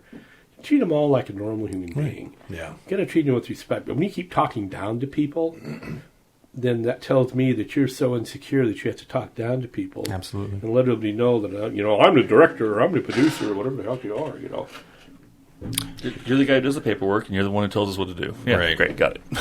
Wow. Well, that's the thing, but, I don't see you guys as being that kind where you walk in with a big cigarette holder with a cigarette at the end, and you start talking with a German accent, and stuff like that. Nope. And if I do it this way, I will cut your pee-pee off, We believe that everybody's input in the project is vital. Whether or not we use it or not is something we all discuss, though, because I think the more minds you have when you're putting something together, the better it will be. I honestly believe that. So ideas, I want everybody to feel great about throwing them out there when we're doing a project. I don't care who they are. But then, Aaron also holds up the color swatch test, right? Yeah, I just make sure they just got just enough pigmentation in them that I can trust them. Exactly. Yeah. Exactly. That's what I figured you did. Yeah, just a little bit. Sam, you all right over there? You're quiet today. Yeah, I'm good. Yeah. You want to talk about your possum? I get the possum story. Yeah, we got to hear. We got to get to the possum story here. Do it now, yeah. Let's get to the possum. You want to do the story. possum story now? Yeah, Okay. yeah. So, I hear it. This has nothing to do with film. That's okay. Nothing to do with writing. Yeah. But I have 4 dogs. Okay. One of them is this Newfie lab mix called Benjamin. So one night, I hear the dogs fussing, we got a big backyard like almost your size. Okay, we purposely bought the house because it's got the whole total property is just under 3/4 of an acre, almost all of its backyard. So that's our dog. Our dogs own the backyard. They dig holes in the backyard. I walk out there and fall in the holes all the time. So it's dog land. Okay, sure. I should put a sign up that says dog land in the backyard. And we put up a new fence a few years ago and stuff. This other thing, but it's their land, dog land. So they're out there playing around. So it's late at night one night, and I open the door, and Benjamin, our Newfoundlander lab mix, and our Great Dane are out, and they come running up. And I see he's got something in his mouth. And I think it's an old toy he dug up. He runs up. It's a possum. Oh, my. Now, I look at him, and I go, drop the damn possum! And I get him to drop it, and the possum's laying there. And so I get the dogs inside, and I shut the door, and I think the possum's dead. Right. Because it's plain dead. Yeah. So I get him inside, and I go back outside because the possum's laying on the downstairs little back cement porch. Okay. Open the door. Mr. Possum is beating feet. Takes off. Why, They're you gone, little bastard! I thought you were hurt. I'm out. I gotta go. Yeah, I know. It was so funny. I mean, he was doing a good job of playing dead. Yeah. Dead. And the way Benjamin runs up, "Hi, Dad, I got something for you," and you go, all proud. "What are you doing?" It's so Drops funny. it, looks at me like, "Well, I brought it to you. This was your gift. It's your gift." Yeah. Smelly, dead-looking possum. Yeah, I know. I felt bad because I don't want to. The possums are okay. I don't like. I'm not like a possum hater. They're cute little. There are plenty of possum haters. I don't like raccoons. I don't like raccoons. Raccoons are mean little bastards. They're mean as hell. They're mean little bastards. They will bite you. Mm-hmm. If you start fussing with a raccoon with their food, they will turn around and come after you. Mm-hmm. So will my daughter, but I'm going to keep her around. Yeah. Oh boy. So you have raccoons in the back that you feed? No, I do not intentionally feed any animals. Okay. That's the people in my problem. house are lucky enough to get food. My problem is that I do feed the wild animals. I'm terrible about that. And that's how I ended up with my possum, actually. Because I feed things. Well, they're hungry. Is it a rescue possum? Tell the story about the possum. Yeah, it's a rescue story. Okay, so it is kind of a rescue story, yes. My mom liked to tell everybody that I work with that I feed possums in my backyard, which I did because they're hungry.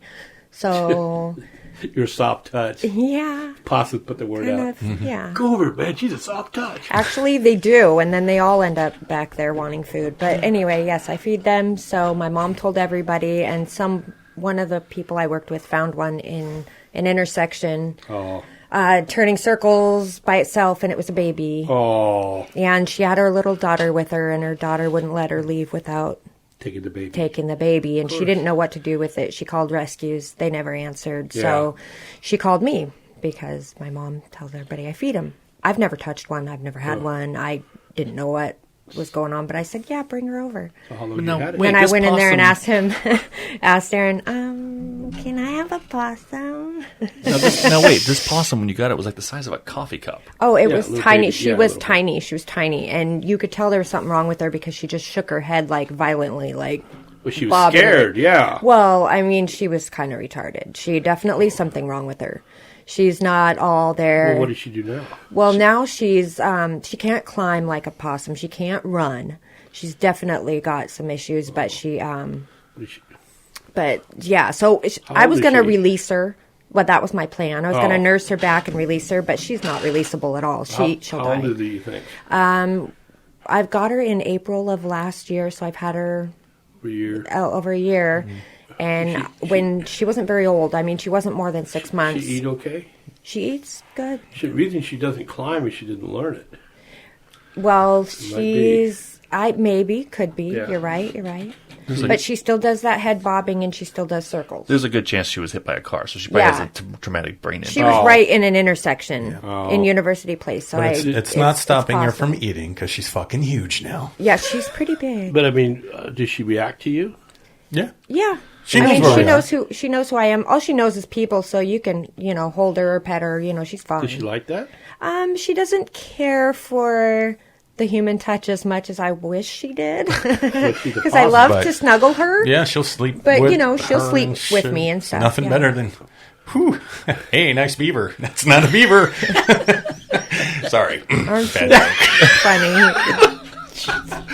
I thought you were talking about being a Chuck. I thought you were talking about bringing back trim. I didn't know you were going to go beaver on us. Beaver's good, too. Yeah, people don't say trim anymore. We were talking about... Never mind. Sorry. It's fine. Anyway. There we go, folks. Well, what's worse? Finding the... Morning zoo. Yep. Finding the possum indeed. in the bed or having the possum, nudge your foot when you're sitting on the toilet in the middle of the night? It's both pretty interesting. What's funny is I promised him, because he had a bad experience with possums as a garbage man. Oh, yeah. So I promised him that I would not bring the possum in the house. Okay, but then the poor little possum, I built her an outside pen, and knowing she couldn't get out, but I didn't think of the possums getting in, and one got in and attacked her. Oh. So I had to bring her in the house, and then I promised him I won't bring her in our bed. Mm-hmm. So I said I'll bring her in the house, but I won't bring her in our bed. And then, then I just wanted to snuggle her, so she ended up in the bed, too. So now we go off to the other tangent you just brought up. You used to work as a garbage man? I did, yeah. 5 years for a refuse company. Yep, as a legitimate garbage man. Jumping in and out of the truck, dumping cans back in the day. Did you ever see that movie with... Martin Sheen or Charlie Sheen? No. I love that one. Before that one, was it called Julia? It was the black single mom, the guy whose voice is Darth Vader. What's his name? James Earl Jones. Okay. They made a movie back in the 70s when they were trying to make halfway decent movies about the black experience that weren't black exploitation. Gotcha. So it was all about, I'm trying to remember the name of the movie, but it might have been Julia. But it was all about this. James Earl Jones was a black garbage guy. Okay. And of course, he'd been working there, so he was making good money. Mm-hmm. She was, I think, a housekeeper at a hotel. Okay. Motel. And so he meets her on the route, and they have a love affair, and she's got kids, and he's got kids. And it's all about the inner city experience. And then his ex-wife tracks him down and starts taking money out of his paycheck and all this other stuff. Sounds familiar. Oh, yeah, I know. I'm sitting there going, okay, but But it was something other than, which, now we get into another nice little subject. Why is it that so many movies, including... right now, and they had that series called Power, which is now turning into Ghost on, what's it on, Stars? Something like that. USA or Stars Network. What is it all about? A black drug dealer. Right. Can't be about a doctor. Can't be about a nuclear physics. Can't be about any of that stuff. What it's got to be? A black drug dealer trying to go straight who gets whacked. Who then has a... Spoiler. I know, has an affair. Yeah. Well, I think what it was is the actor finally got tired of it and said, just kill me. Just kill me. So they killed him off. But the kid who plays his son is coming back now as the main character called Ghost. He's trying to go through college, and his mom gets arrested for his dad's death and all this other jazz. Anyways, but it's the same story it's the same cycle right. of if you live in the inner city, this is what's going to happen. Yeah. Okay. Flip it over. 3 of the people I worked with as federal agents all came from, shall we say, the inner city. Okay. And 2 of them were male, and 1 of them was female.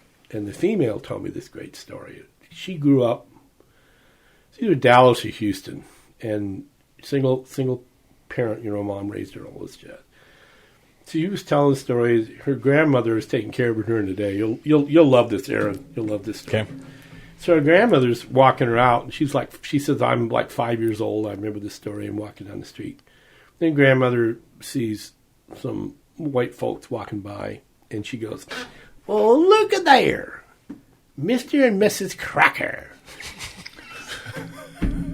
So she keeps saying that. So one day her mother's out walking, and a white couple walks by, and she goes, look at Ma. Grandma knows those people. That's Mr. and Mrs. Cracker. And her mother goes, what? The mouths of babes. Yeah. And so awesome. She says she goes back, grabs her grandmother, and says, don't you be telling my daughter, those words and stuff like that, we're going to raise her to try to treat everybody as equal. Don't be telling her about crackers. So she wound up, the way she became a federal agent was, I can't remember if she applied to Houston or Dallas Police Department in the 80s. They basically told her, not only are you black, but you're a black female, we don't want to hire you. Mm-hmm. She filed a formal civil rights complaint against him and was going to force him to hire him, and then the federal government hired her instead. First, OPM hired her as a background investigator, and then she got a job with Customs. She was one of the best agents I ever worked with. So she was down south to the border, San Diego area, and I worked over in El Paso, and so we both wound up here in Seattle. And, I'm getting close to retirement and everything, so I used to kid around with her and stuff like that. So she marries a cop up here, okay? And they have a little girl. And I did stuff like I used to call her up, and I called her up one day and wished her a Merry Christmas and a Crazy Kwanzaa. And she goes, Mark, am I the only black friend you have? And I said, probably. Well, now you have two. Yeah, probably. And she laughs and says, you basically, you dumbass, and hangs up on me. That's but funny. I used to do something like that. So she brings her little daughter to our Christmas party at the office. And she's walking up and she's introducing the daughter to her. And I'm going, hey, can't remember her daughter's name now, which shows in my brain. And I go, hey, do this. He says, Black Power, hi. And she looks at me and she goes, Miller, you asshole. But she said she knew she was one of the guys because we were at the range one day and I just farted in front of her. Jesus. And she says, yeah, I know I'm one of the guys now. Yep, that's the guy when you just know. farted in front of me. So I guess I've always been a guy because my brother used to fart in my face when I was little. What? Yeah. No, I didn't do that. He would pin me down and fart in my face. Not me, though. No, that's something sibling. I'm talking about just Oh, regular. well. Yeah, I've never farted in front of her on purpose. No, Never he once. farts in his sleep, though. Yeah, dude. Like, And he snores. he saves it all up for when he goes to bed. Yeah. Well, I got a question for you. He doesn't try the Dutch oven, does he? What the hell?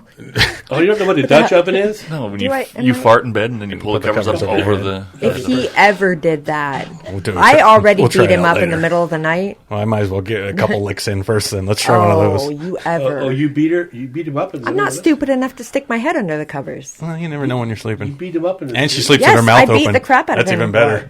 Because He he snores. snores and he won't shut up. I don't and- snore as much anymore, though. It's I quit. super loud. I quit snoring when I quit smoking. Oh my! I Let me think about that I for a did. second. No, you You didn't.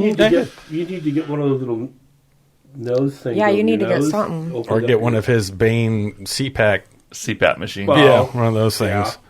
Yeah. I don't want do to wear that. No, I it's mean, fine. but just for Get some. snoring, if you can get some little nose thing that'll open up your. I remember the commercials. A little. Yeah, can you get one? They help. You could try one. They open up your nasal cat and try might one. reduce Yeah. the snoring. I'll You do should it. really try that. I'll probably look sexy too wearing that. I don't care how you look as long as you don't wake me up with your You look snoring. you look like a '90s football player. My, That's when they first my- start wearing Oh, them. yeah. My first, so my normal. ex-wife, I used to drive her nuts because I'd get on my back and I'd snore. So she'd stick her finger in my throat to make me stop snoring. Oh, So I she could tried to do kill you, that. too. I could stick my finger in your throat. Yeah. But she- I like. Get I my put mouth. pillows over his face and stuff. You heavy ass sleepers. My wife sits there and she says, "Honey, you're snoring," and I roll over. Yeah, we already Really? talked about this. Yeah, I but Chuck, wish. you can't I sleep. freaking wish. You don't sleep. Oh, my Chuck friend. doesn't sleep? No, Aaron he can't sleeps fucking hard. sleep. It's He like, sleeps Are you too serious? hard. he's got so much guilt. Shut up. Guilt from what? I don't. Where's have guilt. yours? I just actually the funny thing is, I mean, I sleep like for example, last night we went to bed at 10 because Amber was exhausted. Amber climbed Mount St. Helens the day before, Jesus. Jeez. so we went to bed I early, suck. and I woke up this morning at 6. You slept. Well, how many hours? How many hours do you usually sleep a night? Usually about 3 or 4. Yeah. Normally he can't stop thinking about his fucking Do you sleep well, Mark? day job. Work or well, no, I'm a I'll night see owl. Movies though. I mean, I Me do too. have thoughts. I stay up till like I drive my wife now. Stay up 2, 3 o'clock in the morning, and then I'm a night owl too. Well, bartender, so night owl. yeah, Yeah. bartender. I told you when he would get back to you when you emailed him. I said he'll do it in the middle of the night. He's Yeah. always up late. Yeah. Are you still working at a bartender or not? Well, not now because COVID is kind But of you gonna go wiped back out. and do You that? know, Yeah. I don't know. I I don't know if I want to. Thinking about it. It's a race. We're trying to be creative enough to start earning some revenue that maybe she won't have to. Or us too. I don't want to work. The older you get, the work less anymore, you want to bartend. Yeah, You but don't want to work. what- Rephrase that so your brain doesn't get. No. You don't want to No. work for somebody. You want to work for Yeah, you creative. wanna work. I don't call this work. Exactly. We don't call our Let work me in this ask you a room. question. I thought you were still working at the financial thing. Or I not? do that. Yes. I still do that full time. I'm But saying. that's what I want to stop doing. That's why I adore just the creativity, being able to have an opportunity to earn a living doing something that you love. So now like we're going to being go radio. off on a complete tangent again, and I'm going to get Aaron all worked up because I'm going to ask a question now. Oh, I love questions. Okay, so from 2009 on, why weren't more bankers, etc., put in prison? Oh, Oh, gosh. jeez. Are you talking about the bank? I could give a fuck about banks. You know why I got into banking? No, but I mean, I can tell you why. No, but why do you think thought that that was more taboo. white collar people were not put into prison from 2009 on, even though everybody claimed that they were going to go for social justice back then Well, and everything else? Money buys everything. Including freedom. My Yeah. interpretation of that is we've got a top 1% of motherfuckers who've got all the money. So they need a place to put that money. And they have to have these banks. So guess what? That's why. So you got all these politicians who then you're saying are working for the banks. And that's Not necessarily basically- working And together. not even politicians. It's No. the most powerful people in the world Yeah, aren't with all this money. politicians. They're just rich. They're rich as Ah, fuck. but you see, They're the ones who are driving aha, everything. But But they can pay the politicians. that's what that it they is, want. because if you've Yes. noticed, they still can go after people that they want. At least the federal government can, and they can walk up to you and they can slam you. And this is what bugged me, because I used to do financial investigations, and they would look at, okay, you try to find track drug organizations and stuff like that. We actually had a bank in El Paso flat out tell us, we were going around, we were a financial group, we were going around doing these presentations on suspicious activities, and you had these reports you have to file if you're so much cares. SARs, all that good Yeah, stuff. Yep. yeah, you know all that. Yep. We actually had a president of a bank during one of these briefings after we told all the tellers basically look at us and look at the tellers and say, oh, by the way, you're going to run all your complaints through me, and I'll decide if I'm going to set forward it. We're looking at the guy like, what?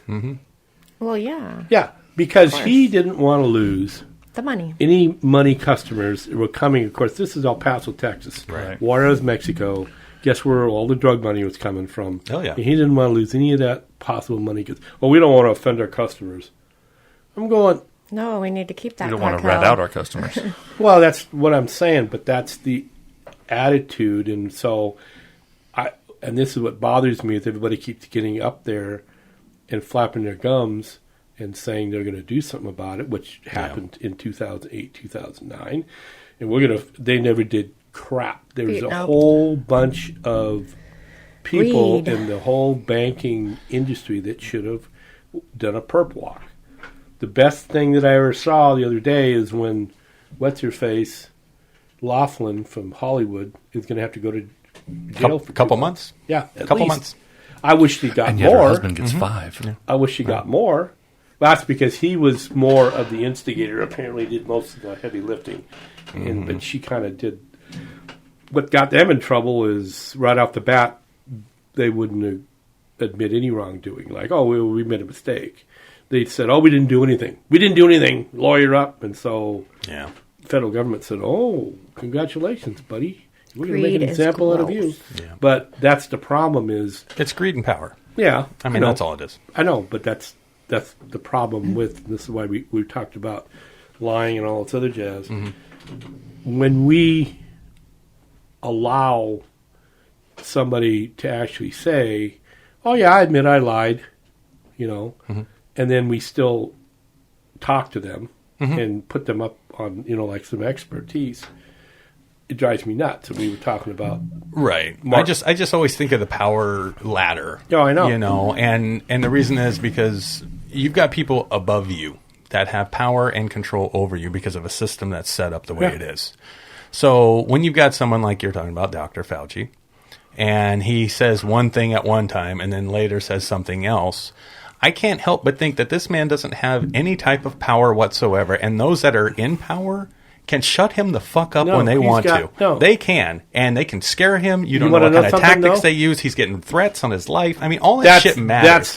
That's threats on his life from the public. Let me tell you. Maybe. How do you know for sure it's not something else? Because having worked in the federal government and state government for 30 years, let me tell you. But how do gangsters do it? I mean, we have a gangster as a president. No, we don't. He wants to be one. No, he doesn't. He tries to be. No, he doesn't. He's a tough guy. He's a tough guy. That's what he says. Well, he does because... And he's a stable genius. That's because that's what he does.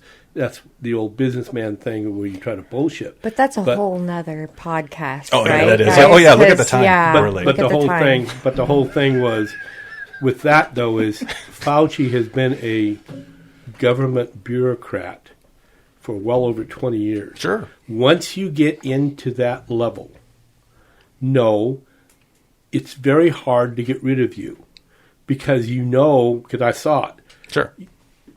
I spent 3 years in internal affairs. They purposely didn't do some investigations because it was going to make the agency and the U.S. Attorney's Office look bad. Okay. So, yeah. But that had nothing to do with, like I said, him being threatened or anything. But how do you pick out the lie like that? How is it someone, and we're going to end the show because I know we're running late. Yeah, because I'm going to shut this shit down. I'm just curious of how that is more insulting to, let's say, what Fauci lies, and yet we have caught a man who is our leader lying on tape more times than not. How come that isn't as offensive? And that's a wrap. I'm just curious. What the hell? Because a lot of it has to do with a lot of what he's saying is bloviating politically as opposed to, and we talked about Mark Furman too, somebody who stands up in front of us and says, oh, I lied to you because it was for your own good and the good of the country. Right. Okay. Anybody who says that, the next statement should be, oh, and by the way, I'm stepping down. Earlier you said, though, like Chuck and I on our film crew, we wouldn't talk down to people. Right. Because a good leader should not do that. Trump does that. Is that a good leader? I would say that because he purposely talks, I would say it's talked down, he jumps on people he disagrees with, especially with the media, because the media... I disagree with you. I don't talk down to you that way, though. And you don't do that to me. And you're obviously on one side, and I'm kind of more in the middle or leaning the other way. That's what I'm saying. But that's what's cool. We get along, and we're totally... Cue the music. Cue the music. We're going to take... Chuck, you want to take us out of here? No, we're not. We're not done yet. We're saying a couple of things. Finish your thought, and we'll wrap it up. Anyways, we're going to talk about... But anyways, getting back to that, I guess what I'm saying is, once again, I differentiate between somebody who bloviates or bullshits, right? Okay, as opposed to somebody who actually has the audacity to tell me that they lied because it was good for me. And that's fair enough. That's a differentiation. I can keep going. Keep going. It's so much fun. Okay. I know. That's what I mean. But I mean, it's fun that's to hear a different side. Finally, it's it'll good. Never stop. Oh no, that's okay. He does this online all the time, and I always ask him stupid little questions. We'll keep the next part of this podcast will be continued on Facebook over text messaging. It's nice actually talking to him face to face. No, I don't have to type that shit. No, I know. Anyway, I know. So, Mark, you're very exciting, Mark. It is fun talking to him. Where's your novels at? How can people find them? If you look it up online, of course, you look up under Marshall Miller, and it should pop up. That's my nom de plume. And then you can figure out me on Facebook, and then you can purposely go and write bad reviews on my books because you hate me. And everything, which is why I run into a nom de plume. But if you look under Blue Forge Press also, and you can get my books. And by the way, we're in the process, and we'll get back to a little thing on filmmaking now. Mm-hmm. Back in 2019, Jennifer had written a short story about here in today's world where there's a virus going around, and this is in 2019 before this came out, Right. which made us all have to stay home. Okay. And so it's called Social Box. Everybody starts trying to connect through these electronic means, and that was it. Couldn't go out. Cool. So she pitched it, and she started writing a script. Well, da-da-da! Right. We get the coronavirus comes over here and makes a story reality. Right. So we're now in the process of each one of us being a character and trying to film at home somehow. Cool. These little vignettes, and she's going to put them all together into a story. Sure, absolutely. Based on a short story. But that's one of those art kind of prescience to reality. Mm-hmm. Because, she actually wrote the story and started doing the script well before this ever happened. You're going to love the script I wrote and finished up here soon. I'm not going to even talk about it right. We'll talk about it off air, but you'll love it. No, go ahead. You can tell me. It's just a little story. It's just a little story. Go ahead. It relates to what we're talking about, too, and it's got some cool shit in it. But so we can find your books online? Yep. Okay. All right. And you got your down now. We can't keep talking. We got your station out there. I'm not the one shutting us down. Why are you shutting us? We can't. I'm home. We can't talk forever. Yes, we can. Okay. Sam's We actually can sit here. We can bring sleeping bags in. We can call out for pizza. We can sit here all day. I think we might lose some listeners. Sam's really Just concerned with the saying. length of the podcast if it goes over an hour and a half. Well, I just feel like I'm a length person. I'm with. She is a I'm length with person. the Length, short. not I'm girl. with the short guy. Oh no! I told you. I know. There again. Well, you know what? Though? Honey, I'm trying hard. Give me a minute. I get bored. Okay, I get bored. I'm bored. Are you bored on our podcast? No, I'm not bored right You're now. going to tell but everybody how I'm boring our just podcast saying- is on the podcast. I love that. Hey guys, our podcast is really boring. So why don't you listen? Okay, let's delve into that for a second. Please listen to our boring ass podcast. Yeah. Let's delve into that for a second. All right, we better wrap the show up, everybody.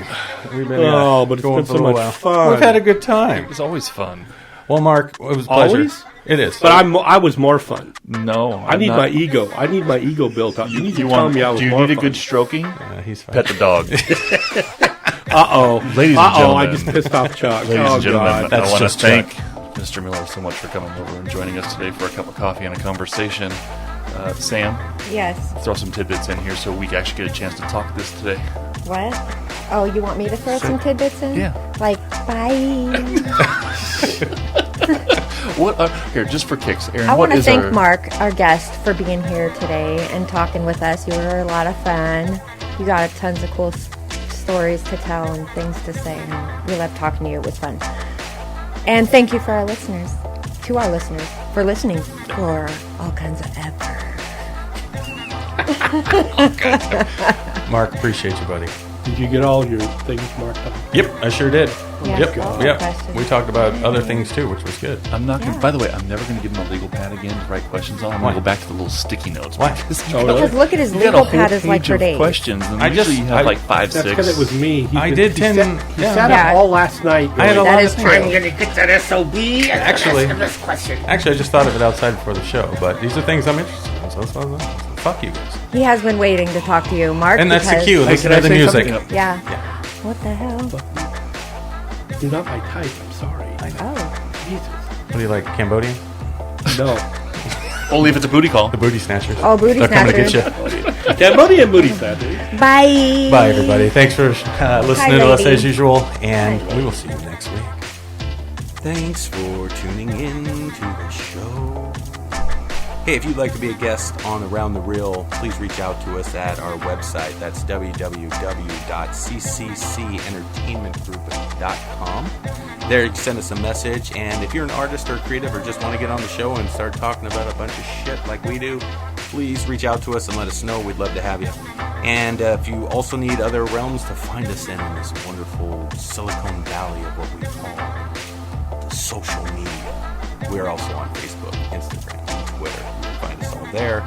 And we have a page on YouTube that we're just getting started as well. And also, if you do want to watch our feature film, you can find that on Amazon Prime right now.